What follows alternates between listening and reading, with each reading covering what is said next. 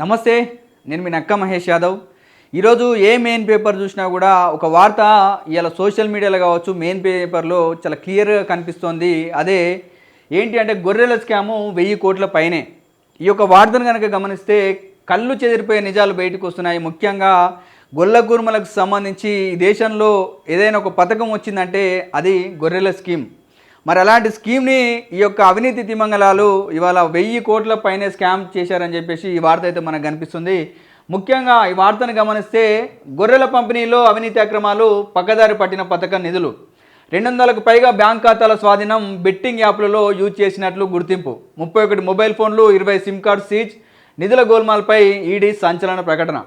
So ముఖ్యంగా 200కు పైగా bank ఖాతాలను ఈడీ వాళ్ళు స్వాధీనం చేసినట్టు తెలుస్తుంది. అదేవిధంగా బెట్టింగ్ యాప్ల్లో కూడా ఈ యొక్క సొమ్ముని యూజ్ చేసినట్లు వాళ్ళు గుర్తించడం జరిగింది. మొత్తంగా 31 మొబైల్ ఫోన్లు, 20 సిమ్ కార్డులు తీసుకోవడం జరిగిందంట.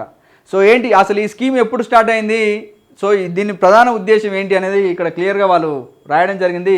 గత బీఆర్ఎస్ సర్కార్ హయాంలో జరిగిన మరో అవినీతి బట్టబయలవుతుంది. మాజీ సీఎం కేసీఆర్ అమలు చేసిన గొర్రెల పంపిణీ స్కామ్లో భారీ అవినీతి జరిగినట్లు తెలుస్తోంది.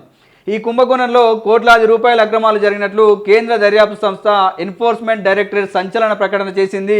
ఈ పథకం అక్రమాల విలువ 1000 కోట్లకు పైనే ఉంటుందని ఈడీ వాళ్ళ ఓ ప్రకటనలో తెలిపింది. మాజీ మంత్రి తలసాని శ్రీనివాస్ యాదవ్ ఓఎస్డీ కళ్యాణ్ ఇంట్లో సోదాలు నిర్వహించి 200కు పైగా బ్యాంక్ ఖాతాలకు చెందిన పాస్ పుస్తకాలు స్వాధీనం చేసుకున్నామని తెలిపింది. సోదాల అనంతరం 31 మొబైల్ ఫోన్లు, 20 సిమ్ కార్డులు సీజ్ చేసినట్లు వెల్లడించింది. గతంలో కాగిచ్చిన నివేదికలో కేవలం 7 జిల్లాల్లోనే 253.93 కోట్ల అక్రమాలు జరిగినట్లుందని, కానీ 33 జిల్లాలు కలిపి చూస్తే 1000 కోట్లకు పైన అక్రమాలు జరిగినట్లు తెలిపిందని స్పష్టం చేశారు. ముఖ్యంగా ఈ యొక్క స్కామ్ను కనుక గమనిస్తే ఆల్రెడీ గతంలో 17 మందిని అరెస్ట్ చేయడం జరిగింది. ఇప్పుడు కూడా చాలామంది అధికారులు ఈ యొక్క స్కామ్లో ఉన్నట్లు మనకు క్లియర్గా కనిపిస్తుంది. ముఖ్యంగా గొల్ల గురుమల అభివృద్ధిని, యాదవుల అభివృద్ధిని కాంక్షించి ఈ యొక్క కేసీఆర్ గారు 4000 కోట్లను కేటాయించడం జరిగింది. 4,25,000 యూనిట్లు గొర్రెల యూనిట్లను పంపిణీ చేస్తామని చెప్పడం జరిగింది. దాంట్లో దాదాపు కొంతమందికి అందినవి మనందరికీ తెలిసిందే. అయితే ముఖ్యంగా ఈ 1000 కోట్ల స్కామ్ జరగడం వల్ల చాలామంది కూడా డీడీలు కట్టి ఇప్పటికి కూడా వాళ్ళ పైసలు వాళ్ళకి రిటర్న్ రాక కూడా ఉన్న వాళ్ళు చాలామంది ఉన్నారు. అదే కాంగ్రెస్ ప్రభుత్వం కూడా ఈ యొక్క గొర్రెల స్కీమ్ని అట్లే కంటిన్యూ చేస్తామని చెప్పేసి వాళ్ళు ఎన్నికలకు ముందు వాగ్దానం చేయడం జరిగింది. వాళ్ళు కూడా ఇలా మాట్లాడే పరిస్థితి లేదు. ఒక రకంగా దీన్ని ఈ యొక్క గొల్ల గురుమలకు ఇవ్వాల్సినటువంటి ఈ యొక్క స్కీమ్ని ఇవ్వకుండా వాళ్ళు కూడా దీన్ని బదనాం చేసే పరిస్థితి అయితే మనకు కనిపిస్తోంది. ముఖ్యంగా ఈ గొర్రెల మేకల సంఘాలు, అదేవిధంగా యాదవ సంఘాలు కూడా దీని మీద స్పందించాల్సినటువంటి అవసరం ఉంది. ఈ గొల్ల కుర్మలకు, యాదవులకు సంబంధించి ఇవాళ వాళ్ళ అభివృద్ధికి సంబంధించి వచ్చినటువంటి ఏకైక స్కీము గొర్రెల స్కీము. దీని అవినీతి జరిగిందని చెప్పేసి దాన్ని పక్కకు పెట్టే ప్రయత్నాలు కూడా ఇవాళ వివిధ నాయకులు మాట్లాడుతుంటే మనకు అర్థమవుతోంది. కాబట్టి ఏ డిపార్ట్మెంట్లో కానీ, నీటిపారుదల కావచ్చు, రవాణా శాఖలు కావచ్చు, అవినీతి అనేది జరుగుతూనే ఉంటుంది.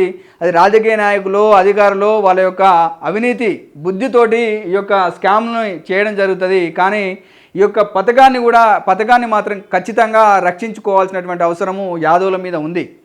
ఎందుకంటే ఇవాళ యాదవులకు సంబంధించి ఇవాళ అనేక కార్పొరేషన్లు, అన్ని కులాల కార్పొరేషన్లు వేసినా కూడా దాని పైసలు ఖర్చు పెట్టే పరిస్థితి అయితే మనకు కనిపిస్తలేదు. కనీసం ఈ పథకం ద్వారా కనీసం 4000 కోట్లు కేటాయించడం జరిగింది. దాంట్లో ఎంతో కొంత ఇవాళ అనేక మంది యాదవులు కూడా కొన్ని గొర్రెల యూనిట్లను పొందడం జరిగింది. ఎంతో కొంత వాళ్ళకు ఆర్థిక సహాయం జరిగింది.